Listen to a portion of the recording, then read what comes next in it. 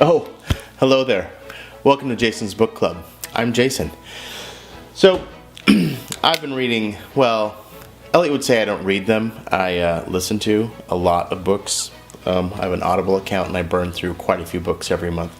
After we moved farther away from the city, I turned to audiobooks to pass the time on my long commute. And so, now you get Jason's Book Club. One of my problems is I never know what books that I want to read, and so I find recommendations from any form very helpful, and I thought that, I would pick some of my good and bad books and share them with you.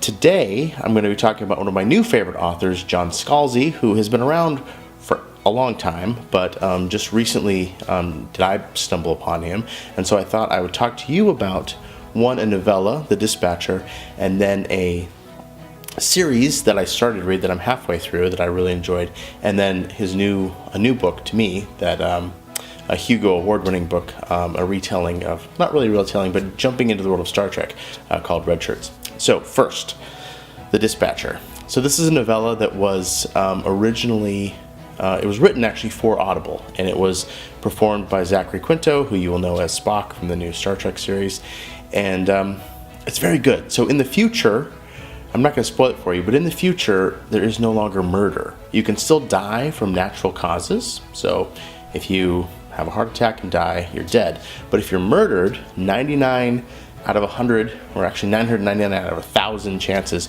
you will disappear, wake up naked at your house, and it's like nothing ever happened. So like the first one, when they first discovered it, this couple were on their honeymoon, and the wife decided to push her husband off the cliff, and she pushed him off. Poof, he disappeared, and he woke up. They were in Scotland. He woke up back in the United States or Colorado or wherever, naked on his bed, just like nothing had ever happened. It's sort of like a Black Mirror or Twilight Zone sort of rules, and of course they can be manipulated. And anyway, there are these dispatchers who are people who will dispatch you. They work for insurance companies mainly, and they go into surgeries. So like if someone is about to die of natural causes, this person can come in and murder them, and then they will poof naked back into their home.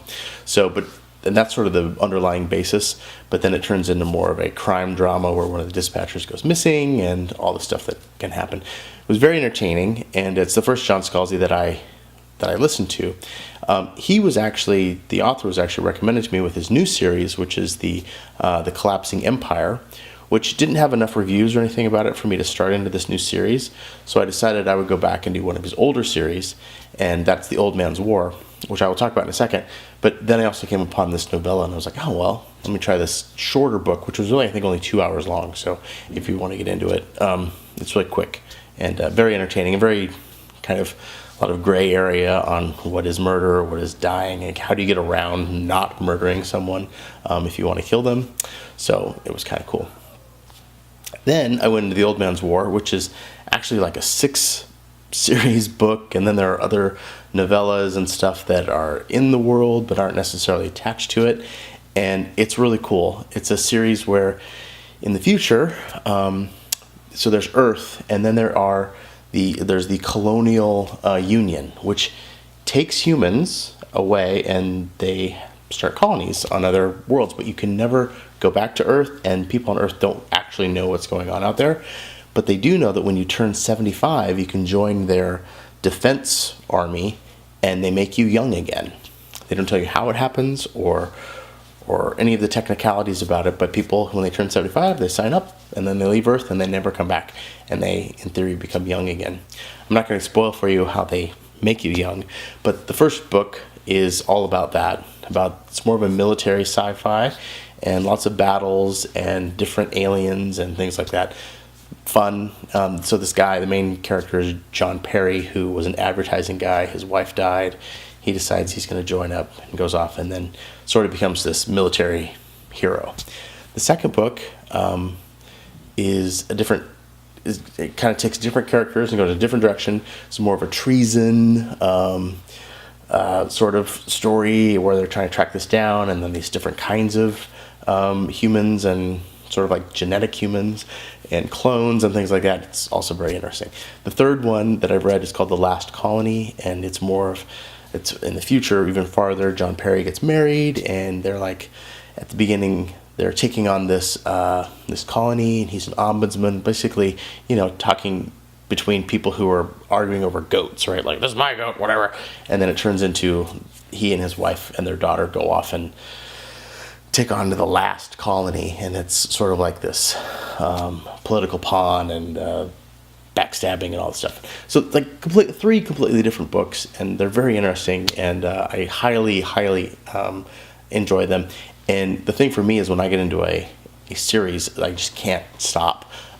So I am actually taking a break from this series now, and I'm going to a different John Scalzi book, which is called Redshirts, which is 3 novellas, I believe, and it talks about, the Redshirts in Star Trek are the guys that on away missions that always die, right? And so it sort of is.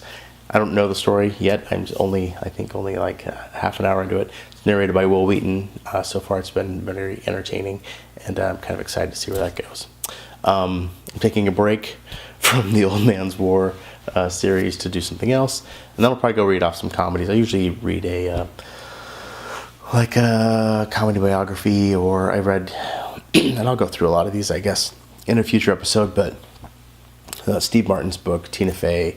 I did Patton Oswalt and Amy Poehler, and a whole bunch of comedy biographies, which are interesting to me.